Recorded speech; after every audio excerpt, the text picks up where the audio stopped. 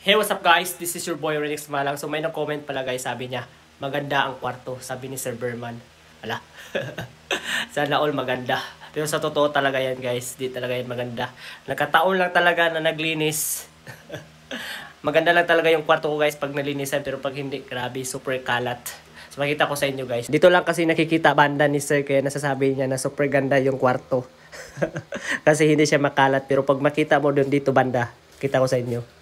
Yun. Yun na yung kalat. So dito pala yung gaming chair ko guys, kasi nagla-live stream din kasi ako sa TikTok. So kita mo yung mga lights ko, din may electric fan ko. Dito din nakalagay yung mga vitamins ko, mga ano dyan, mga skincare. So ito pala yung picture frame ko guys sa CHP. So yan, dyan din nakalagay yung bag ko. So ito ko guys, pag magla-live stream, pag gumagamit ako ng lights, so yung bulaklak, bago ko lang yan nilagay. Tapos ito din yung ano, mga lights ko. Pero pag di ako gumagamit ng lights, dito ako nakaharap. Ayan. Ganito po siya guys, pag gumagamit ako ng lights. So minsan, iniiba-iba ko din yung kulay pag magla-live ako. Ganun, oh.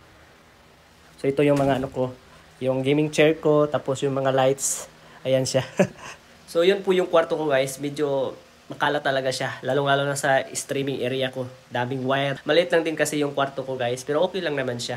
Pero wag niyo akong tularan guys na maglinis lang pag nasa mood. Pero pag hindi, super kalat talaga.